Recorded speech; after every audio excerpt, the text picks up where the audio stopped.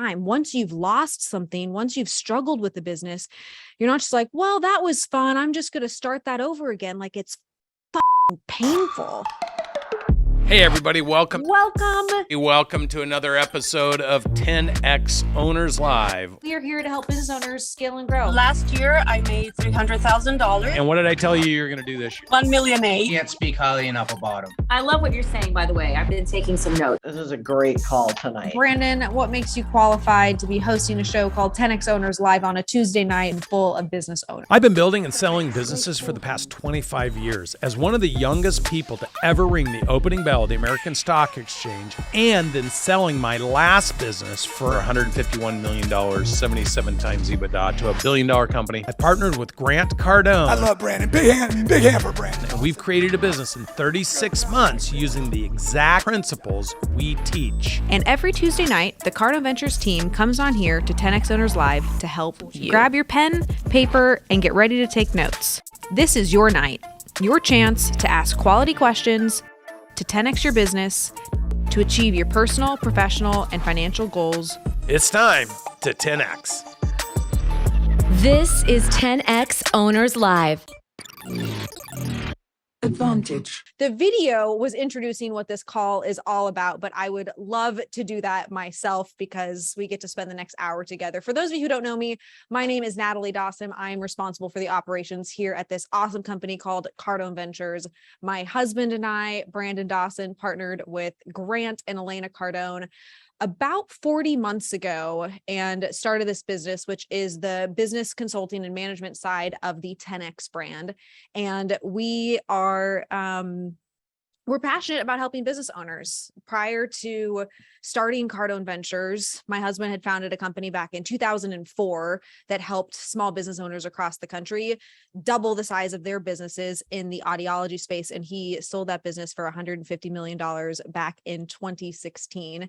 And we took this little period off to say, what do we really want to spend our time doing? At that point, money wasn't necessarily what we were focused on. We were focused on what is the impact that we want to make. And the impact that we decided to make was still helping business owners, but doing that at a much larger scale. So we're able to help real estate agents. We're able to help chiropractic doctors. We're able to help roofers, HVAC, plumbing, every type of business owner. We are passionate about helping them grow and scale, because prior to him launching the audiology business in 2004, my now husband had a fairly traumatic experience where he raised money from a private equity group, and that private equity group took his business away. He was about in his early 30s. I think he was like 32 years old, very young.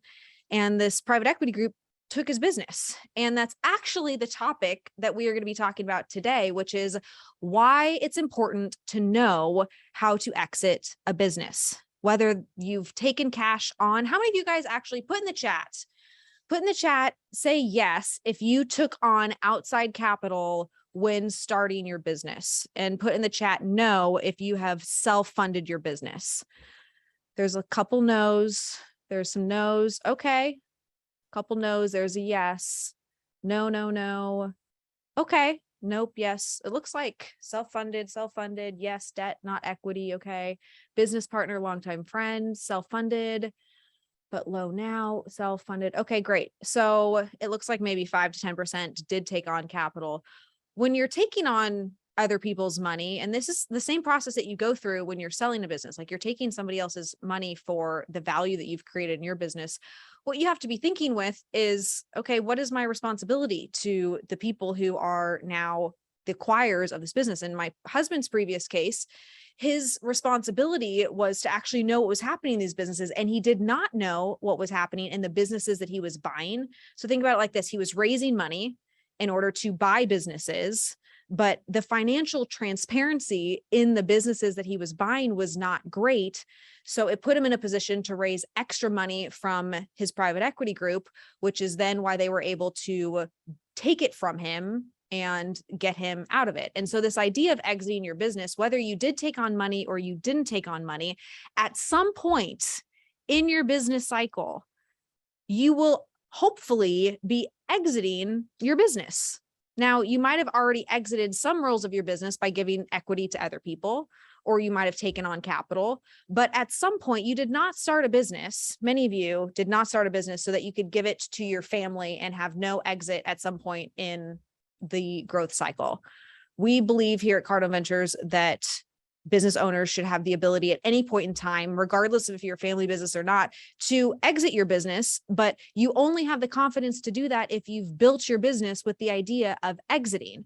And this is where, when we look at the financials of most business owners that we work with, it's a little shocking. I'm going to be honest. You guys are my 10X people. I can be honest with you guys. It's a little shocking how there's just a lack of data transparency, and there's a lack of operating structure, and there's a lack of clarity for the team members about their incentives and targets, because you're not building your business with this story in mind. And when you go to exit your business, think about it in 5 years from now. You're not going to decide in 4 years from now, if you know that in 5 years you're going to sell, that all of a sudden you're going to make this business start to work for you. You're likely going to need to start that story now to create this picture for future investors, for the people that you would be selling to, about what the value of your business is. And the value comes from your ability to duplicate yourself. Your value comes in your ability to say, hey, if I was no longer in this organization, could this thing still function? Could this run? And this is one of the most challenging things that we talk to business owners about day in and day out. I think of our strategic business unit. For those of you who know what that is, or for those of you who don't, some of you guys I see you are in our strategic business unit. This is like the one thing that over and over and over again we look at with our businesses that we are actively managing. I see Jared Ritter on the call. I see a handful of our SBU clients. I see Mike Ryan on the call. We're looking at, how do we help you as quickly as possible duplicate yourself? And to the extent that you're able to duplicate yourself as quickly as possible, you are exiting your role. You're continuing to evolve and continuing to exit your role through the process of duplication. And eventually, when you sell your business, that's like the ultimate duplication, the ultimate exit. But the greatest value is paid when you could get hit by a bus and your business still runs. I think about Grant's business today. Grant, when we first partnered with him 3 years ago, he was at every single event. At our very first business boot camp, I'm going to ask you guys here in a second if any of you are at this one, but I remember distinctly Grant was presenting for all 3 days at a business boot camp. This was back in March of 2019. Was anybody at a business boot camp in March of 2019 or before? I think there were a handful of them that happened. It also makes me really happy if nobody was there. Okay, Dr. Patel, you were there. Yeah, he was like on stage the entire time.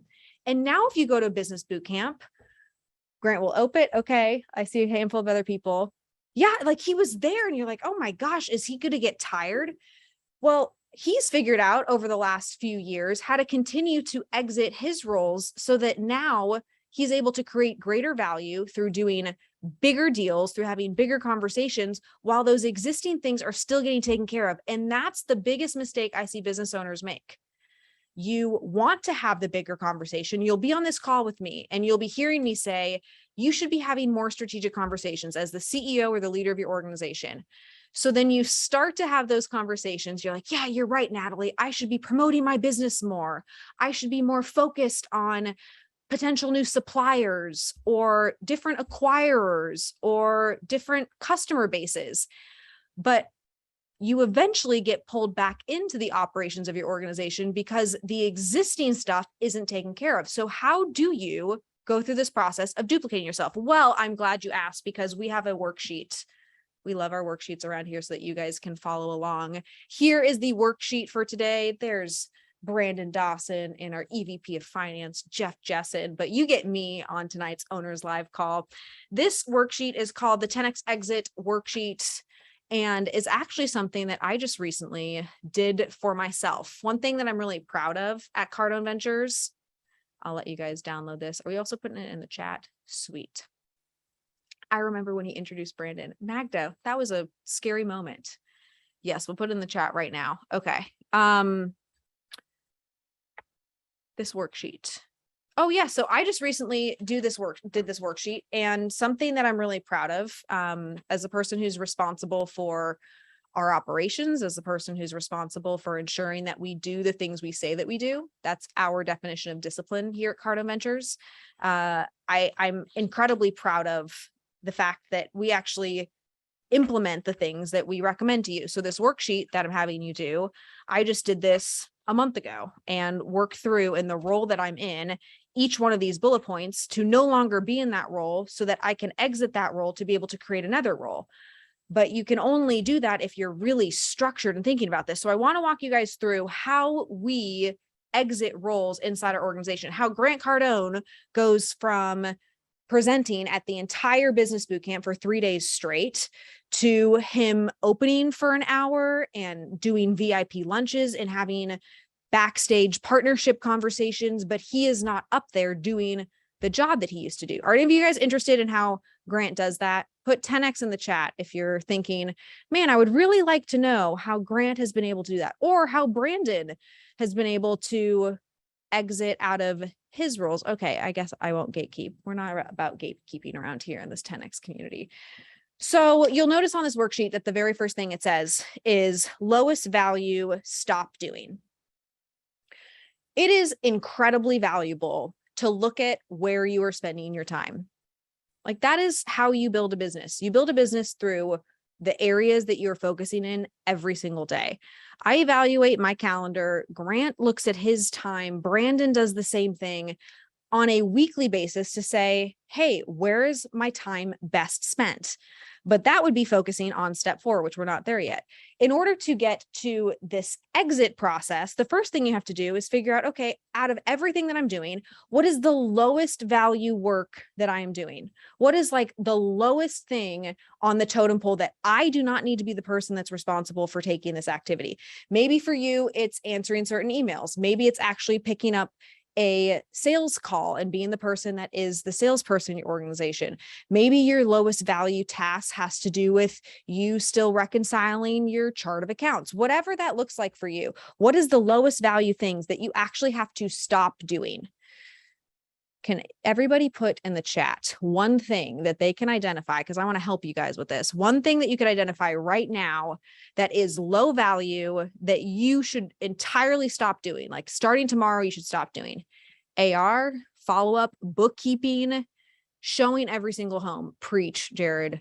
Paperwork stuff, reconciling bank statements before I jumped on here, managing my email, categorizing expenses, sending emails, bookkeeping, graphic design, picking up materials, editing emails, running errands. Yes. Taking product photos. Absolutely. Emailing and calendaring, enrollments, website audits, all caps, everything. I like that. Direct mail, IT. For those of you who don't know, I was CTO at Cardone Ventures when we first started. Until we had 35 employees, I was responsible for all user management and access management, including setting up emails. I was responsible for getting people on our CEO platform.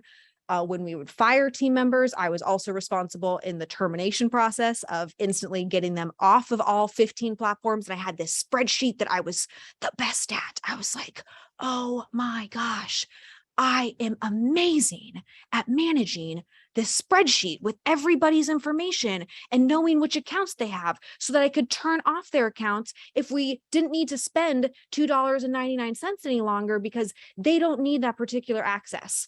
Anybody in these lowest value things, you're like, man, but I'm the best person at taking the product photos. I can't possibly give it to anybody else. Put yes in the chat if that's you, because that's totally me. Spreadsheet master. Yes. Okay. Maybe you guys aren't like, okay, David's like me. It's just me and David.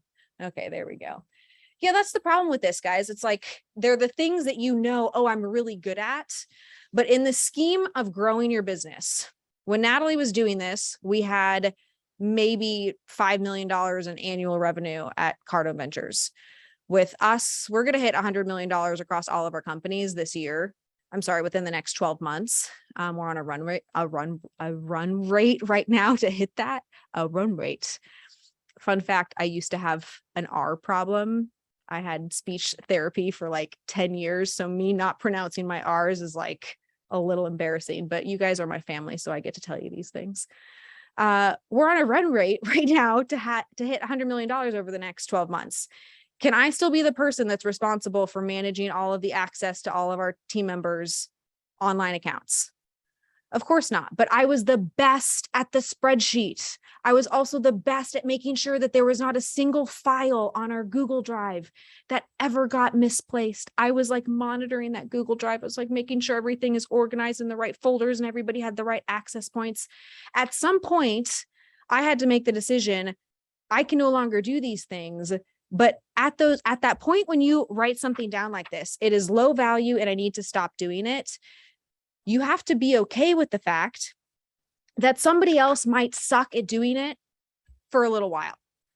And they might even suck at doing it for a long time, and it never goes back to the way that you do it. I have a feeling right now that our online accounts, I actually know this to be true because I looked at this earlier today. I couldn't help myself. It's been about a year and a half since I've been responsible for this. I know that we probably are paying an extra $2,000 a month right now for users that we do not need across all of the different platforms in Cardone Ventures. But then I have to ask myself this question. Do we have a $2,000 a month expense problem? Is that really the contribution and problem that we have right now? And in most cases, when you think about your time like that, you can say, no, this really is not the right thing for me to spending my time doing. But again, the challenge becomes, oh, shoot, man, if I'm not going to do it, it's never going to be done as well. And it's actually okay that it's never done as well. It is not hurting Cardone Ventures that we have 15 extra Google accounts that nobody has shut down.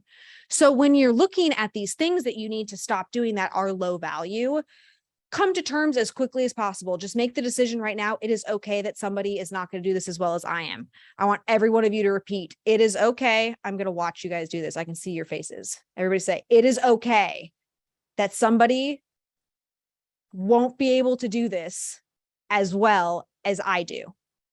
It's okay, ladies and gentlemen, it is okay.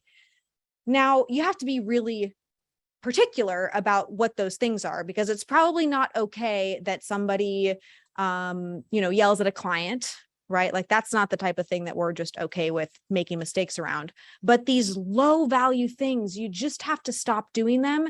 And it's okay if somebody is not as good as doing it as you are. It doesn't really care as much as you do. That's just, it's okay. We're all good with that.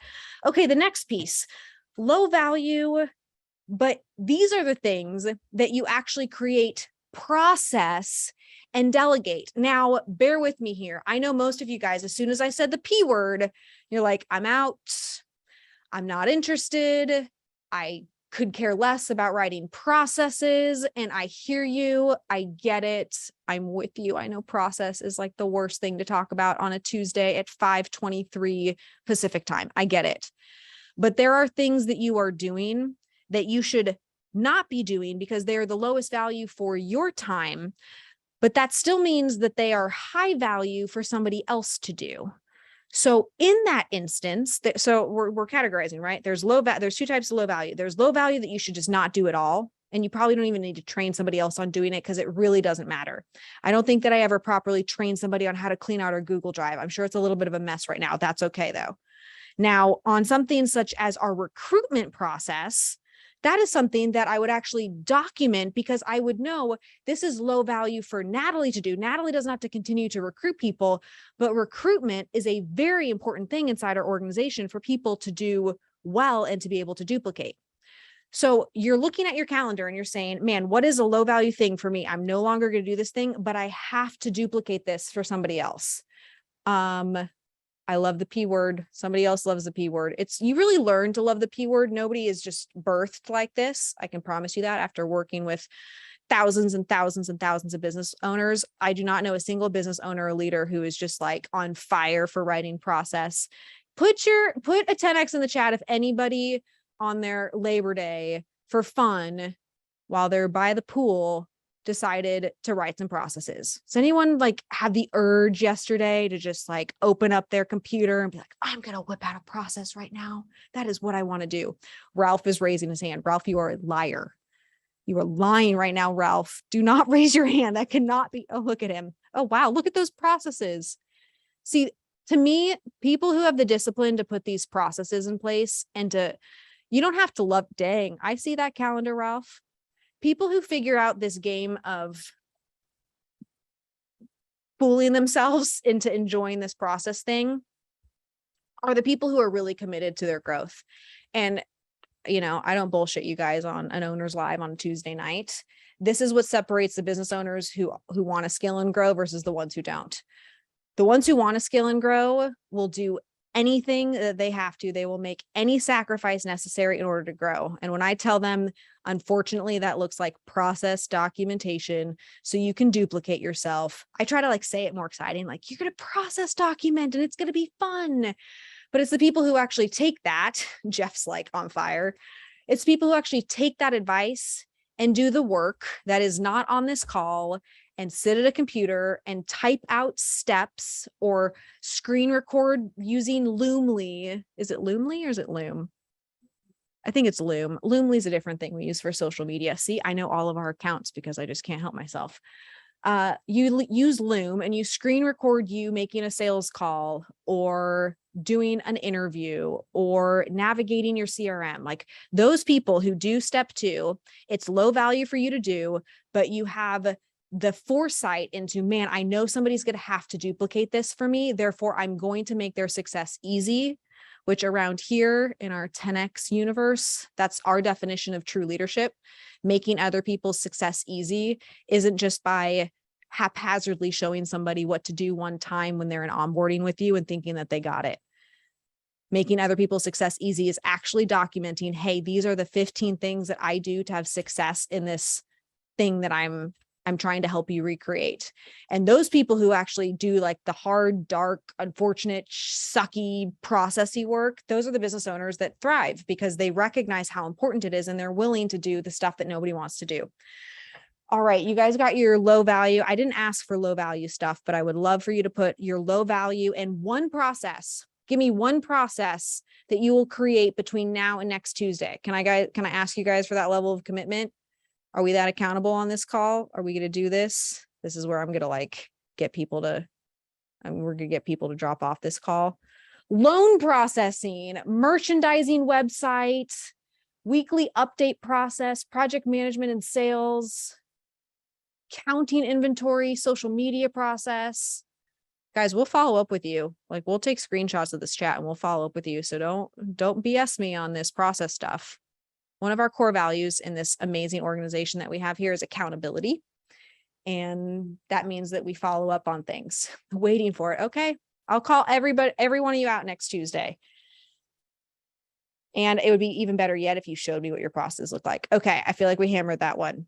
We good on low value process and delegate. We are moving to the highest value, the things that you have to keep doing. I'm just going to give you guys a cheat code on this one. And if it's not already on your high value, keep doing thing, then it better be. You should never, as a leader or as a business owner, delegate your promotion. If you today have not already promoted on behalf of your business at least 5 times, you are not doing the highest value thing that you as a business owner or leader are responsible for. You are responsible for the promotion. You are responsible for the push. You are responsible for showing your team every single day how committed you are to your growth. And if you're not the one promoting and you think, oh, it's a marketing agency, or I haven't figured out how to get my website people to connect my brand guide with my logo, with the ads that I'm running, if you're putting this on anybody else, you are missing the entire game of what your responsibility is. If you are not promoting, if this is not the highest value thing, if you're not looking, guys, I'm a freak. I keep looking at all of you. I forget that there's a camera right here. I'm a freak about watching what Grant Cardone does. For those of you who don't know me personally, I am the world's greatest student. I got straight A's in high school. I got a full ride academic scholarship to college. I'm a nut when it comes to being a student. And that studentness has translated for me very well into this business world, because what I do is I get around successful people and I just watch them. And I try not to be freaky about it. I'm not a weird stalker type, but I'm paying attention to everything that they are doing. And before Brandon and I knew Grant and Elena personally, and I still do this today, just don't tell them, it was a little awkward. I still do this today though. I would just watch how he does things. Like, I don't need to ask him questions because I can just see what he does. And when Grant posts something on social, unlike many of you, and including me before I saw that this is what he did, he would actually look at how it performed. He would actually pay attention to, are people resharing this and do people like this?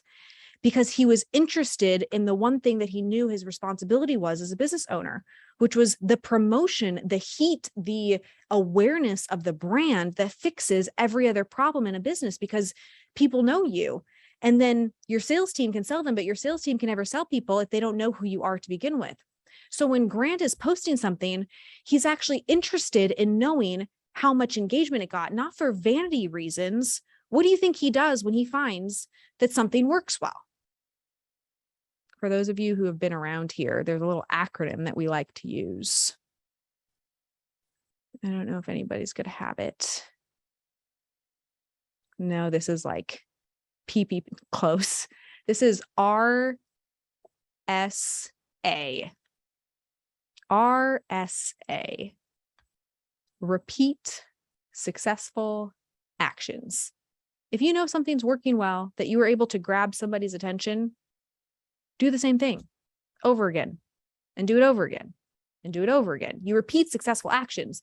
But if you don't pay attention as a business owner, as a leader, to the things that you're promoting because you think it's somebody else's job, then you're actually not going to know what to repeat.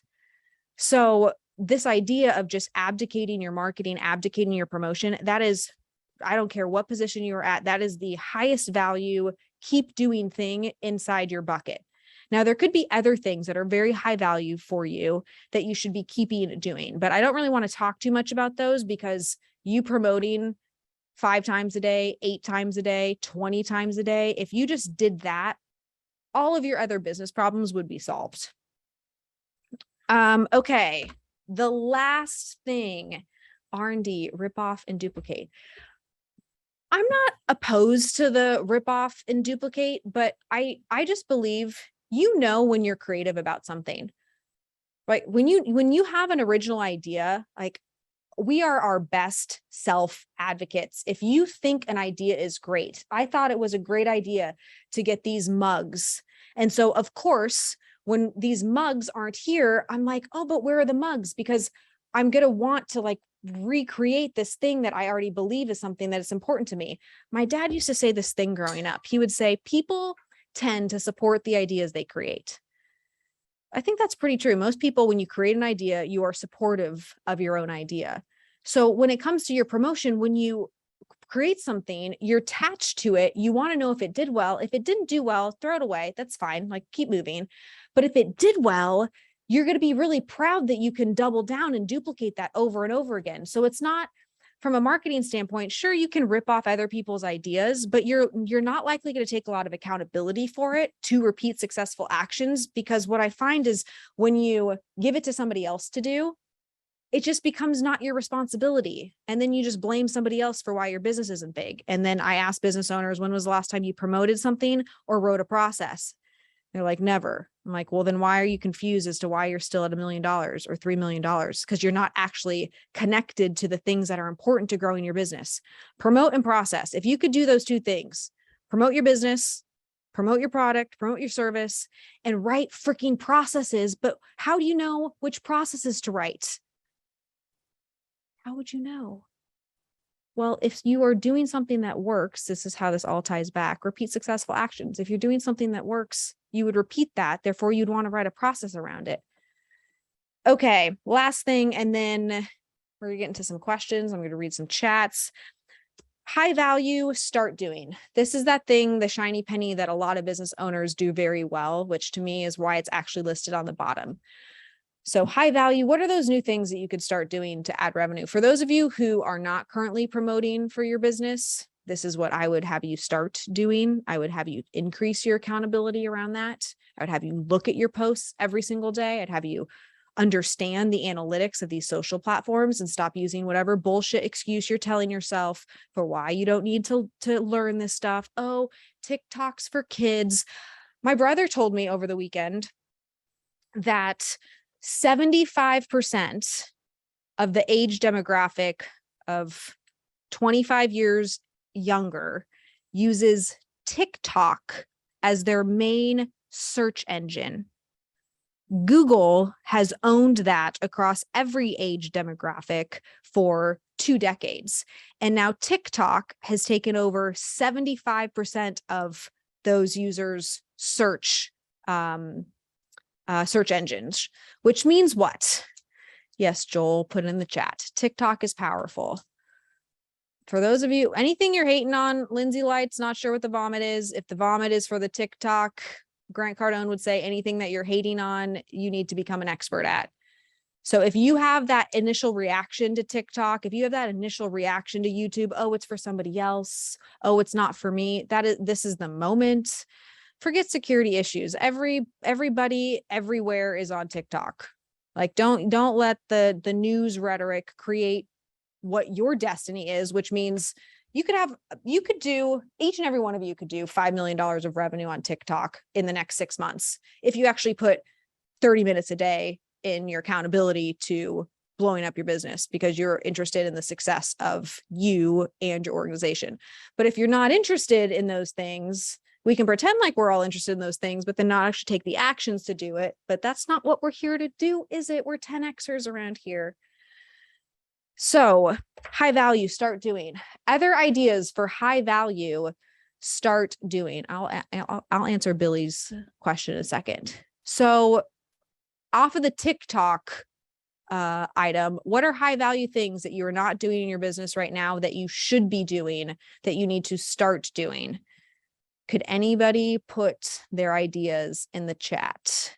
Empower leaders under you, marketing, amen, Donna. Follow up more, interesting.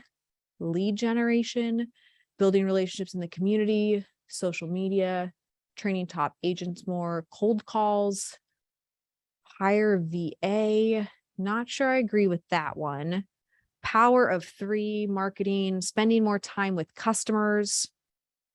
What's missing in your business? I like to think of where I'm at today and where I want to go in a year from now, and how am I spending my time today in order to get to where I want to be in a year from now. If I know that in a year from now, I want our business to have 2x'd, what has to change? Okay, I'm likely the fastest way I'm going to get there is by having new relationships with new people. So I'm now going to start paying to get access to people that I currently don't have access to.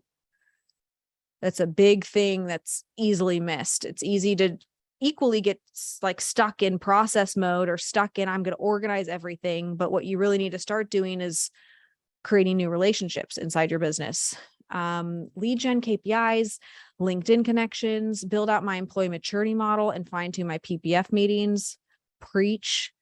Yeah. For Cardone Ventures, for me, for the first 2 years, like that was the biggest focus, is how do I find the right team who's interested enough in this vision to have them see. A lot of you are actually in this boat. How do you get your team members to see that you're actually as committed as you want them to be to your business and your success?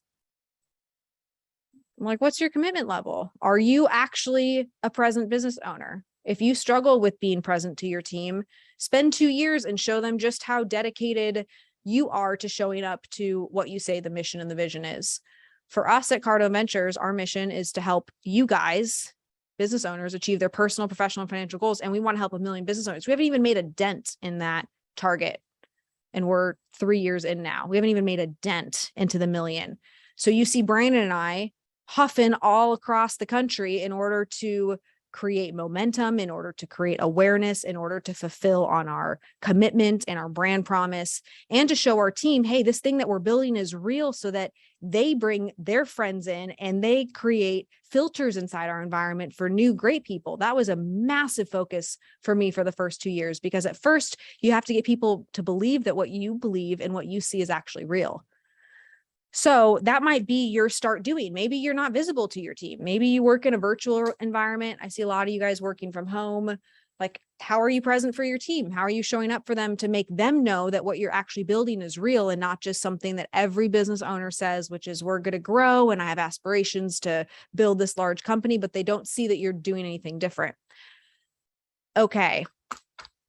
With that, Would love to open it up to some Q&A. So if you guys want to just pop your virtual hand up, you can hit the reactions button and then raise your hand. I would also like to tell you guys this Saturday, we are going to be flying. Actually, we're flying to Miami tomorrow morning so that we can fulfill on this event that we're doing on Saturday called our 10X Exit program, which is where this is just like a 30-second of all of the content that we go through for how you exit your business, how you exit roles, how you scale roles to then be able to create the operational efficiencies and structures and financial structures to exit your organization so that when you're ready, you're not just starting to prepare 6 months before and accidentally devaluing your business.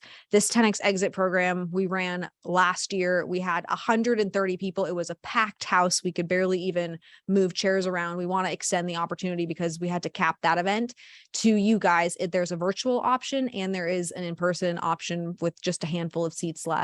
But this 10X exit idea is first, it's your role, which is where we start, but then it's how do you do this and create this story for your business? Because in the same way that we're talking about exiting your business, you're creating this story for your team members for how they can exit their roles. When I hired our recruiter, who is amazing, by the way, I just have to shout out Gabby. Gabby hired as a recruiter a little over a year. No, it's been less than a year and a half.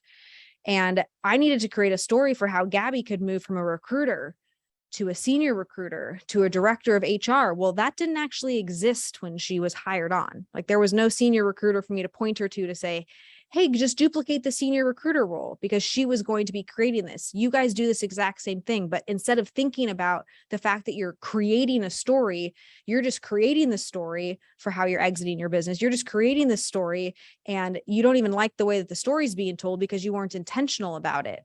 And the last thing that we want business owners to do is to create these stories inside their businesses where people are randomly promoted, or you give people too big of titles early on and you don't look at their incentives and then they're pissed off. So then you have all this turnover. And then what's that story to your new team members? See, this whole thing just builds confidence, or it erodes confidence with the people around you. But at Cardone Ventures, we spend a lot of time creating these stories within our organization to show people what success looks like. But that's also what you're doing when you're exiting your business. Do you guys get that? When you're exiting your business, you're creating this story of confidence to potential investors who see, oh, this is what growth looks like. And this is what this organization can do. And they have this track record of being able to do this. So I have confidence in being able to pay a high value and a high multiple in this organization because I can see the story and it's built without it being dependent upon the business owner being there. So this exit process has everything to do with how you're spending your time today, but also how you're organizing your organization, because these stories are being built whether you see them or not. And what we would prefer is that your story is one of high value, it's one of high growth, it's one of significant intentionality and discipline, instead of the opposite of all of those things, which potential investors come in and start picking apart your life's work. Here you are on a Tuesday night learning how to grow your business. The biggest regret that we could have is having all of you guys run poor businesses, not be able to exit, not be able to achieve your goals just because you missed a few tactical things, like a few things that you could have just put incentive plans in place, and you could have been intentional about the operating structure of your organization, all like a handful of things to set it up properly, and yet you get docked by significant value in the end. That would be such a shame. That goes against everything that we fight every single day in order to help business owners do. So this 10X exit program is this Saturday. It's a one-day event. It is jam-packed. I think last time we went until like 6:30 because we just wanted to give you every piece of content that we could around exiting your roles, creating that story inside your organization, and exiting to the greatest value that you can. So with that, I would love to take some questions. Team, it's been a minute since I've joined 10X Owners Live. I'm not sure how you want me to unmute people. Do you guys choose? Okay, great. Unmute somebody. It's like Russian roulette. What if a business is still young? I see that in the chat. Now is the time to do it when you're young, because you don't want to create all of these bad systems and processes and these these toxic work environments where nobody has clarity, and then say, oh, but we're going to exit. Like, the time to do it is starting now. The time to create that story is now. It's not 2 years in or 6 years in. It's how do I get the foundation as set as possible? My biggest regret over the last 10 years, and then we'll answer a question. My biggest regret was the most painful experience I've had in my entire lifetime was running this business. It was a management company that Brandon owned. This was about 7 years ago. And I came into a team that was already chaotic and already didn't have structure. And I almost wouldn't be in front of you today because of the way that that rocked my self-confidence, the way that it rocked my belief, because I learned all of these important things and I was trying to apply them to something that was broken. But you don't know that something's broken when you're in it. So you actually start to doubt yourself and you actually start to think that it's you. Well, if you knew what the foundation looked like, you wouldn't have the self-doubt. You wouldn't have the lack of confidence. You would just know, oh, this thing's broken. Like, I'm not going to touch this thing because it's broken. But many of you guys don't know what the right thing is. So you build these environments with key people who are really toxic to your environment. But then you just think, oh man, starting a business is hard. So the problem with the lack of self-confidence is it doesn't give you the confidence to go out and do it a second time. Once you've lost something, once you've struggled with the business, you're not just like, well, that was fun, I'm just going to start that over again. Like, it's fucking painful. This is the most painful thing ever.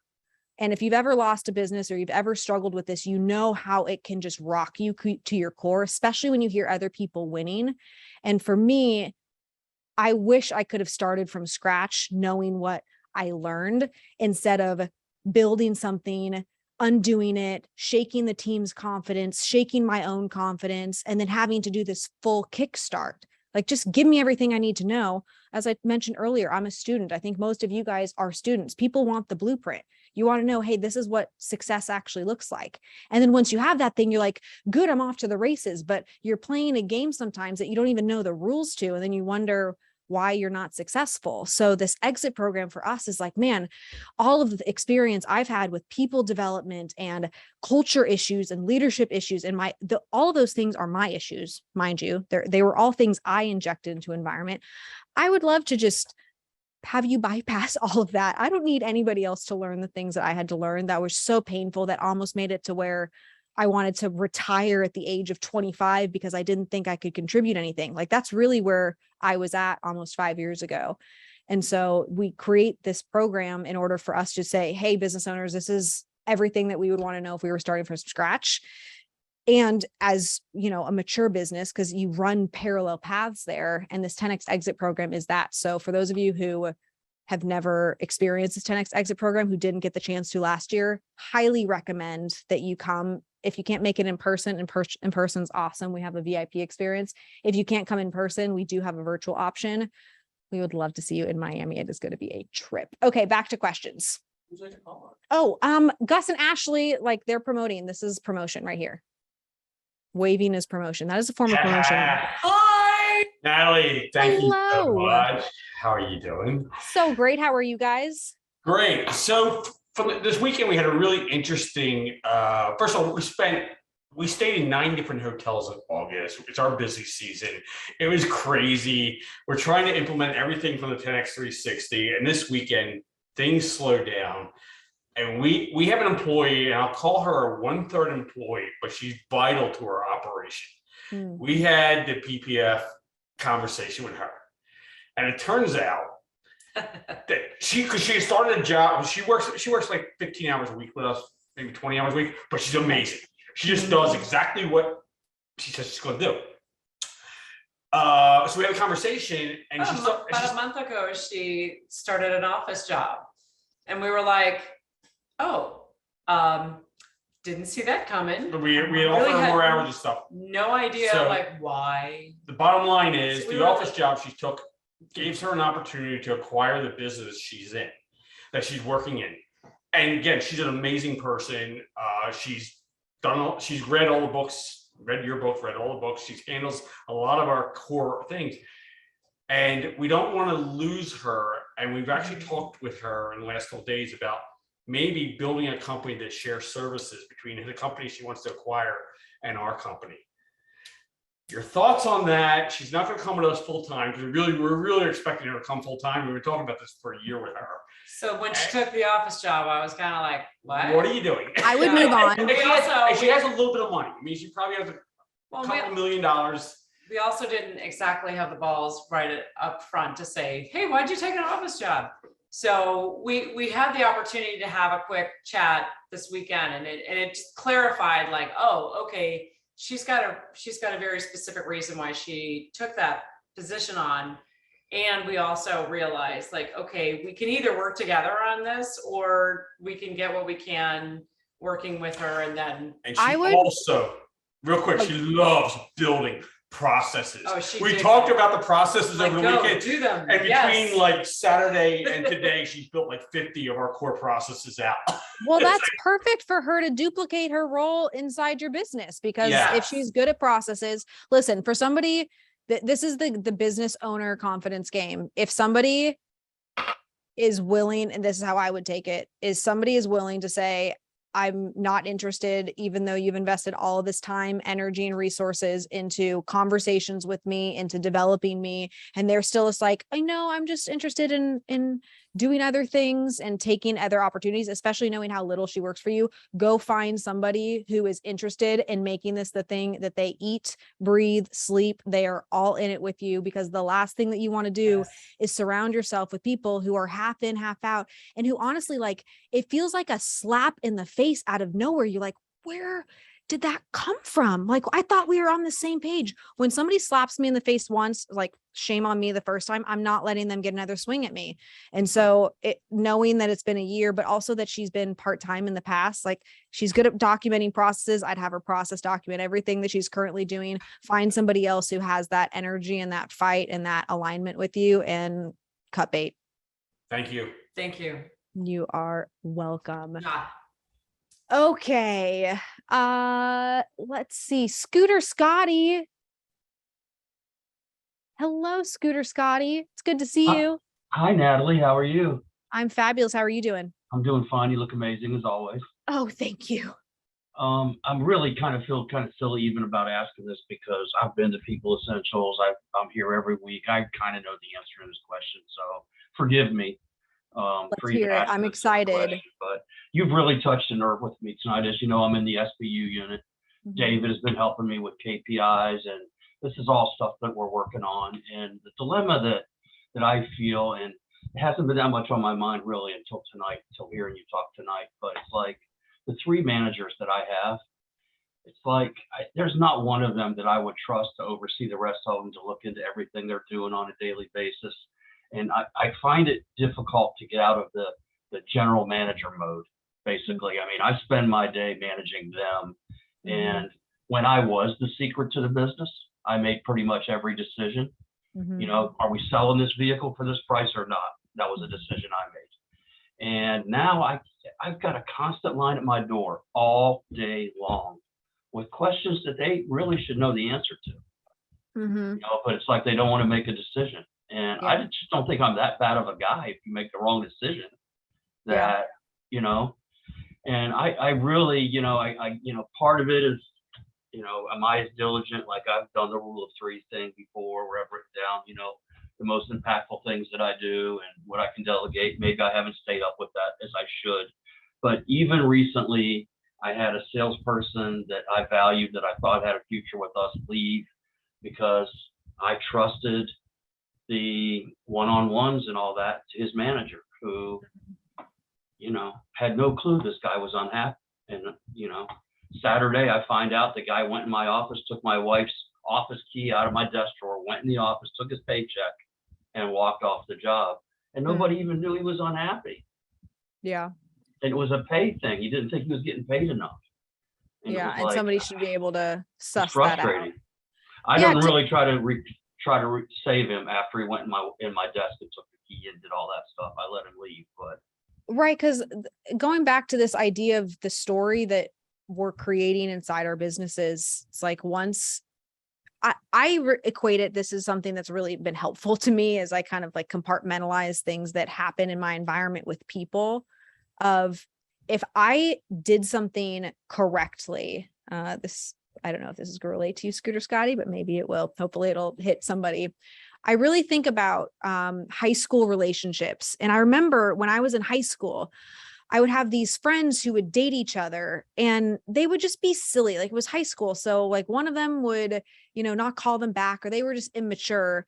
But if they would have met 4 years later in college when there was maturity, like, I actually think that they would have ended up being married, having kids, and staying together. But because they had to go through all of the pain and just the heartbreak and the tears of high school, stupid, silly stuff, they would never be able to make it work 4 years later. And it's similar to the story you're creating with your team members. When you allow bad behavior, or when you allow things to go on and you try to reset it, I just walk into those situations knowing I'm going to have 75% attrition in this environment. Shame on me for originally not creating the structure. So like, that's my point of accountability. I'm going to do everything I can to give that group of people the attention that they need with structure.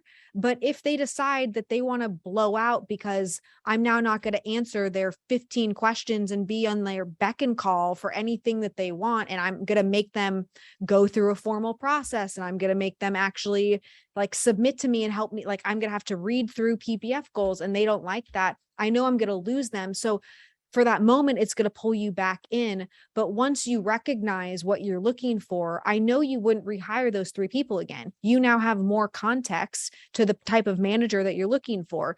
So in the interview process, this is how this whole people thing ties out. When you're aligning somebody, what do you have to be telling them that the future opportunity is going to require for them to be this better version of themselves in the role with you? You're likely going to have to tell them, hey, you're going to start as a manager with me, but I'm interested in growing somebody to help me be a future partner in this organization. But that starts at being the best manager. And then you're going to move to a senior manager. You'll have the opportunity, should you be able to prove these things out, but it's going to be us working alongside each other. I'm going to coach you, but it is your responsibility to fulfill on the things that I'm coaching so that I don't have to have the same conversation twice. Is that something that you are capable of doing? And if they kind of push back, or they're like, oh, no, I can't do that, you're going to know it's not the right person, but at least you made the step to align it originally. I would look at these 3 people as, hey, I got a lot of experience through this. I know what questions I need to ask in the interview process so that I'm really going to push them during their development with me that will create this opportunity for transition in their environment. And I know you know what I'm talking about with the people essentials wheel. Right. And my belief lid was a lot lower when I hired them. For They've sure. all been with me about a year now. Yep. And I mean, you're right. Now, today, I probably would not have hired them, but I've got a huge investment in all 3 of them now. Yeah. But I appreciate you taking. Yeah, it sucks when you have all of that investment in somebody, but at the end of the day, you're more invested in you and where your business is going than any person that you've already invested in your business. And they are not I as mean, you said what I needed to hear. Be okay with if I get drawn back in it on a short-term basis, because it's not going to be forever, because I know more what I'm doing now than I did then. So 100%. That's what I needed to hear. Thank you so much. It's good to see you. Bye-bye. Guys, I can't reiterate enough this idea of these stories that you're creating, because the stories are what perpetuate the culture in your environments. I know we have time for just a couple more questions, so I want to make sure. Somebody's name is Natalie Brandon. Is that someone's actual name? Can't be. Donna, you were waving. You got my attention. It's good to see you. Hi, it's good to see you again, Natalie. You're looking lovely. I just sort of wanted to say that I hired a team leader about 2 months ago who, as you were saying earlier, I put too much into her from the beginning. So her expectations and her demands became way out of control a few weeks ago. I've moved into my first office space. I did not even allow her to get into the office space. I literally cut it off at the knees and was like, nope, I've told you this is not going to happen. Your expectations are ridiculous. You're 3 months in the job. And just started looking at other team members that I had that could replace her role. So I've actually put 2 people in and split the role in 2. And I find that you just have to make those hard decisions straight away. But what I'm struggling with is the process side of it. I've started doing processes, but it's something that I want my new team leaders to do. How do I get them to do that with me? How do you get people to do processes with you? With me, yeah. So as I'm training them. Yeah, so I would ask them for notes to recap what anytime you're spending one-on-one time training somebody, they should have the responsibility of taking notes. And if you're training them on something, let's say it's I'm going to put the water in the cup, I'm going to put the cup down, all of these pieces of paper. We have a full process, just so you guys know. I don't know I can't see myself. I don't know what you guys can see on this desk. We have a whole documented process for this cup being here. Normally, if Brandon and I have two different chairs, it'd be like the two chairs having printouts of the show sheet, also the worksheet, because I was like, this is a mess. This process is horrific. There was no structure. It was always random. And so down to a cup, I'm telling somebody, hey, I want this cup here. You should be asking, hey, Brandon likes sparkling water. This is like the level of detail in our processes. Brandon likes sparkling water. Natalie likes still water. But if you want something a certain way inside your business, and we're not that high maintenance with most things. But even if we were, it's our business. And if people are excited and inspired and they want to create that opportunity for themselves and take advantage of it, they're going to be jumping over backwards in order to say, hey, how can we make this whole process better? But we're teaching them while it's happening. And so while I'm making an update to something that's existing, let's say I was talking about this owner's live show, I'm going to pull Aaron aside. I'm going to say, this happened last time. I saw too much reflection on the screen back here so that you guys could actually see the screen. And I was like, that would distract me if I was a client. So this time they did something different and they're changing the process so that now if Aaron was sick or Aaron, God forbid, got hit by a bus, won't happen, but that process is documented. So as the first time it's creating the steps, hey, this is owner's live show. We have a show sheet, you have a setup, you have the actual moderating and the question asking, and then the post follow-up is going to be uploading it to YouTube and closing out the Facebook group, whatever, all of the main stuff. As you live in the process, as you're actually doing it with somebody in the moment when something isn't working for you, you just know, hey, I'm going to make sure to correct this right now. This has to be moved. This didn't work. And then at the end of that session, you say, hey, can you go update the process? So you're always in your own head kind of categorizing all of these fixes and all of these tweaks inside your own business. And when you expect it from the first day, this goes back to this whole story thing. From the first day when somebody starts with you, they should be introduced to what processes are so that whenever they're having a meeting with you, they already know what the process tracker looks like. And they know how to go update a process, because there should be a process about how to update processes. It sounds a little ridiculous, but it is not. And then that's just the culture. It's like, okay, great, this change happened. I'm going to go update the process. People only update processes like this because they see how it allows them to get out of their role. I am 100% confident that Aaron would leave us if in 3 years from now, he was doing this exact same thing on this 10X Owners live show.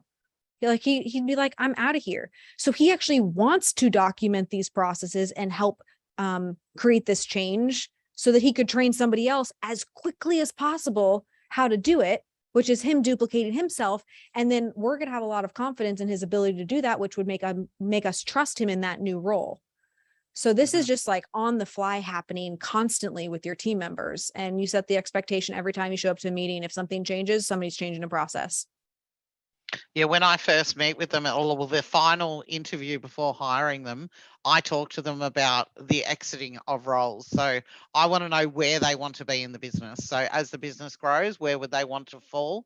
And so that I can train them accordingly to make them work through those steps, if that makes sense. Yeah, I think it's just, that's the right thing to do. That's the first step. The real work behind this, the real meat of creating processes and updating processes for an organization that's growing, is this daily exchange that you're having with your team members to set expectations around. It's not just when you want a career advancement, it's constantly happening in the environment. And if you don't draw people in every single meeting that you're having with them back to these processes, then it's just going to be some tracker that is totally outdated. and no one's going to use, and then you can't actually duplicate anything because it's just kind of this half broken thing that nobody's paying attention to. All right. With that, I would love to spend all Saturday with each and every one of you going through how to create the story to exit your business at the highest valuation possible. As I mentioned earlier, this is why we do what we do. It's to help business owners actually have the tools to know how to exit, to know when to exit in order to get the greatest value out of their businesses. Because we believe that if you are working as hard as each and every one of you are, you deserve the value, and not having the tools to know how to create that value just seems silly. So if the team could pull up the 10X exit QR code, we have a handful of spots left in person, and then virtual, there is unlimited. So each and every one of you should be with us virtually. Even if you were there last year, like, we've learned things different and more significant and edited and tweak content since then. So if you attended last year, but you're still committed to exiting your business, show up to this event. We will be there all day Saturday. It's going to be an incredible experience. And then for those of you who are interested in our business advisor program, we do have a meeting on this Thursday. For those of you who are in the financial services space, business brokers, coaches, business consultants, insurance agents, we are rolling out an incredible offering. This is something that we're putting a lot of energy and attention around right now because we see how impactful this is going to be in order to help businesses grow and scale through offering business advisory services. And this has been something that there's so much pent up demand inside this community. So we have a virtual event. This is our very first time we're doing this virtual. Last time we made it mandatory for people to be there in person, but we opened up that requirement because it went so well last time. So for those of you who are in the spaces or any professional services industry, click this QR code. Our team also has it in the chat there. We would love to see you on Thursday. With that, guys, you inspire us every single day. We appreciate the way that you show up for your businesses. For us, we don't make an impact if you don't actually do the work that's associated with growing a business. And it is the least fun, the most unsexy grind of emails and processes. And none of growing a business is actually fun. We all promote and make it look like it's fun. The result is fun, but the actual work it's work. But we like to say around here that everything that you want in life is on the other end of hard work. And we're in it right there with you. We're in the work, we're in the grind. So we appreciate it when other people are too. Thank you for showing up. I'm going to give it over to our show co-host and wrap this 10X Owners Live up tonight. You guys have an amazing Tuesday. Don't forget, tomorrow is Winning Wednesday. So how are you going to win tomorrow? Let us know. We'd love to have you tag us in your socials for Winning Wednesday. And with that, I'm going to pass it right over to our team. Bye, guys. It's time to 10X. This is 10X Owners Live. Advantage.